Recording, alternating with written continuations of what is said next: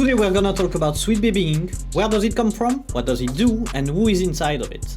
And absolutely why the hype, or more like the drama that is all around it right now. Let's go. At that point you must have heard about the name SweetBaby Inc. and seen some drama about it. But important information to get from the get-go that you may be missing is that it's not one company. The subject of the matter is actually a group or a cluster of company investing into each other, feeding off each other. The most important one to think about right now will be SweetBaby Inc., Baby Ghost, and Weird Ghost. The idea behind this company is actually to help little developers from little minority group to develop their game, pretty good idea, but also to sell consultation for big companies or their game and their story toward minorities and representation. That's where the drama come more from. Because as we will see, they work on several games that crash completely, especially for those problems of pandering and tokenization, where the story suffer from it. The most bombastic and recent example is Suicide Squad, where we know they worked on it, and the game crashed, not only because of gameplay, but also because the story and the character are annoying as fuck, and you can see the agenda behind it.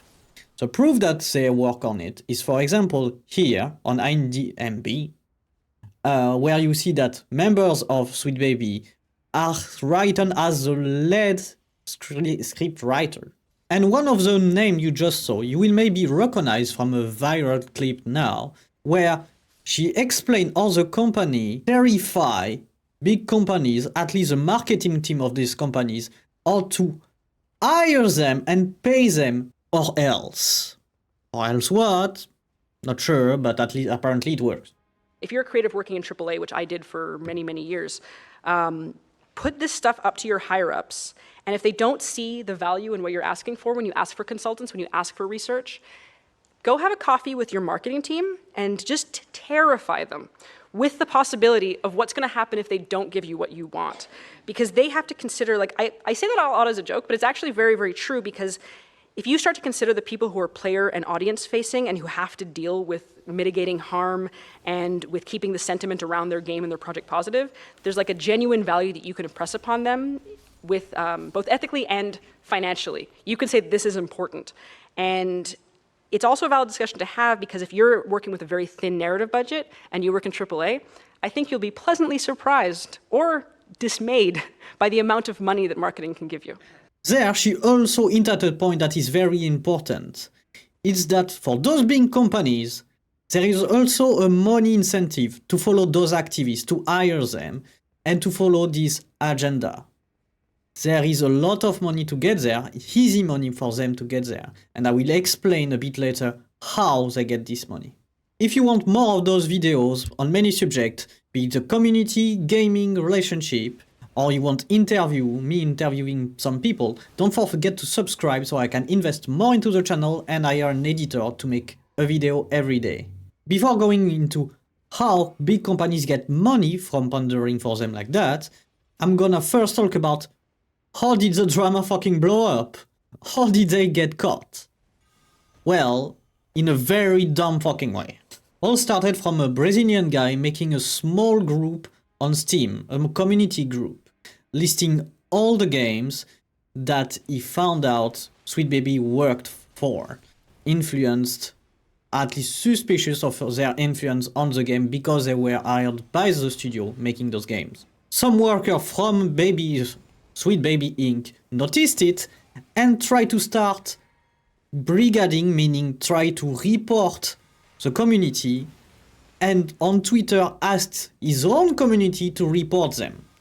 That's what brigading is, and that's not supposed to be done.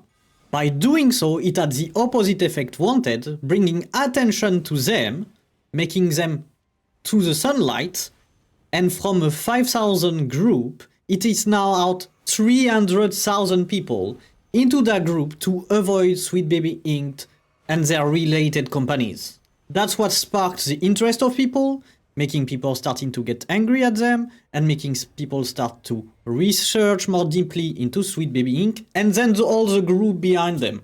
Now, the last bit of information that is important for you to know is why big studios, even though it angers the community, still hire them.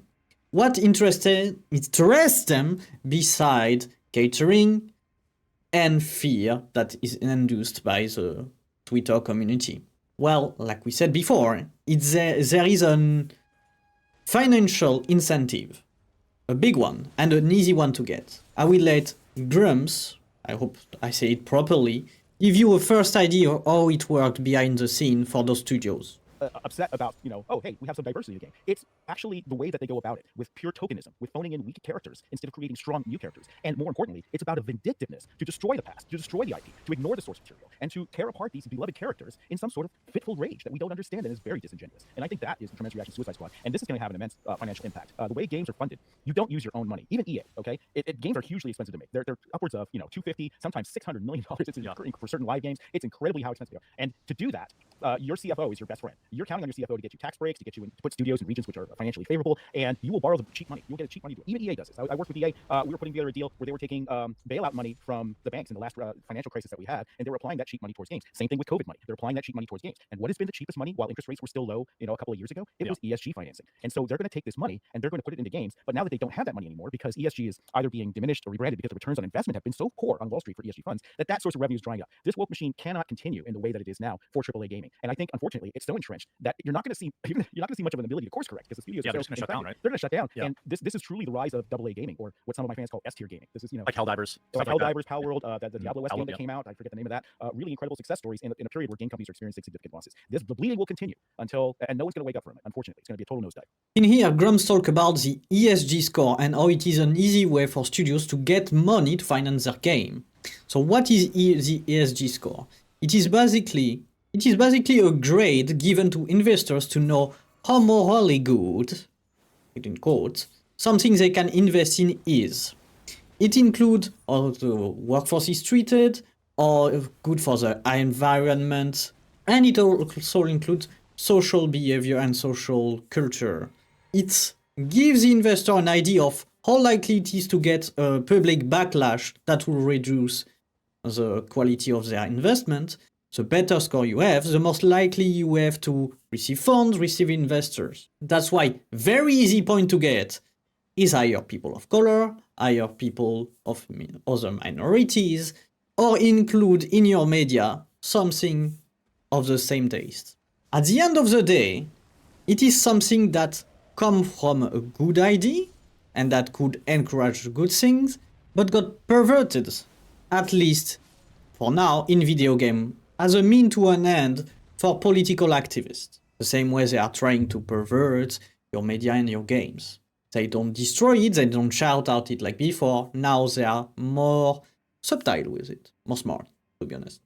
Once again, I would like to assert that what people are upset, at least the average normal people, is not their objective of making more representation, having diversified story and point of view. That is great. The problem is the way they do it. Slithering, destroying, changing the past, while they could actually, with all the groups and the money if they have, make their own game, make a good game that attracts the people naturally. No, they are going inside already established studios and already established character and modifying them in something that doesn't make sense and feel forced and bad quality. If they did the opposite of that, meaning good quality, like there has been before, diversified and inclusive different movies or game or comics, in a natural making sense way, people will love it. You don't need to change and destroy other things, just do more of those. That will be great, as long as you prioritize quality before your politic and your activism. You can't force feed people your ideas, even less when you demonize the majority of your targets. That doesn't make sense. That only fulfill your own desire to be a hero. And I'd like to remind people that this is just one group of companies. There is much more that we don't know about. This is the only one that just got caught in their thing. There is other that most likely are more discreet, or that we just didn't find out yet because I didn't try to make someone a group ban for no reason. This was my first video trying to give people some more information and context on a viral subject. Please tell me if you thought there was question and information you got I forgot to answer you in the comment, and please try to subscribe so I can do more and more often with better quality in the future. And I will be seeing you again on that next video.